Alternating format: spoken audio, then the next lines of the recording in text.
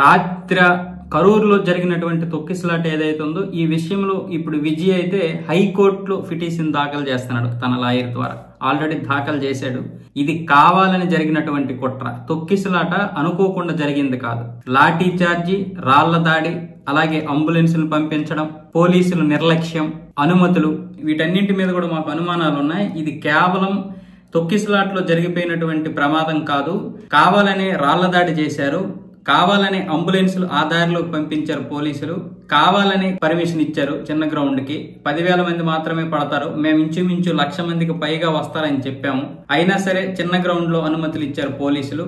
ఇవన్నీ చూసుకున్నట్లయితే కుట్రకోణం ఇందులో దాగి ఉంది. లాఠీ చార్జ్ కూడా చేశారు. లాఠీ చార్జ్ చేయడంతో తోపులాట జరిగింది. ఆ తోపులాట తొక్కిసలాట వరకు వచ్చింది. కాకపోతే విజయ్ని కలవడానికి వెళ్లే ఈ విధంగా జరిగిందని అబద్ధపు ప్రచారం చేస్తున్నారు.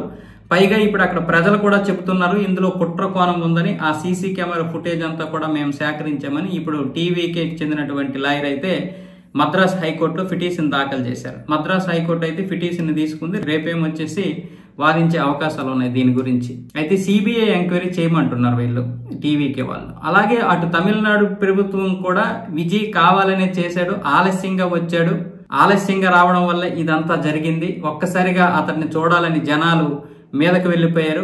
ఆయన మీద జనాలు రాకుండా పోలీసులు అయితే అడ్డగించారు, అంతే తప్ప అది లాఠీ చార్జీ కాదని అటువైపు పోలీసులు చెబుతున్నారు. అలాగే ప్రభుత్వం కూడా అదే విషయాన్ని చెబుతోంది. మొత్తానికి ఏదైతే ఇప్పుడు ఇంచుమించు 100 మంది గాయపడ్డారు. ఇంతవరకు అయితే 50 మంది, ఇప్పుడు 80 మంది, 100 మందికి వచ్చేసారు గాయపడిన వారు. అలాగే చనిపోయిన వారు 39 మంది అయిపోయారు. మరొక 2-3కి విషమంగా ఉంది. వాళ్ళు కూడా రేపో మాపన్న విధంగా ఉంది. ఒక విధంగా చెప్పాలంటే రాజకీయ నాయకులు ఎంత దారుణంగా ఉన్నారో మనం కూడా అంతే దారుణంగా ఉన్నాం. ఇప్పుడు చూడండి, డిఎంకే పండగ చేసుకుంటది, అలాగే ఈ టీవీకి ఏమొచ్చేసి దీన్ని ఒక రకంగా రాజకీయం చేస్తూ సింపతి వర్కౌట్ చేయడానికి చూస్తుంది. ఇక విజయ్ గారు కూడా పూర్తి ఫక్తు రాజకీయ నాయకుడు అయిపోయాడు. ఇక ఎర్రిపప్పలం ఎవరు ఉన్నామంటే మనమే.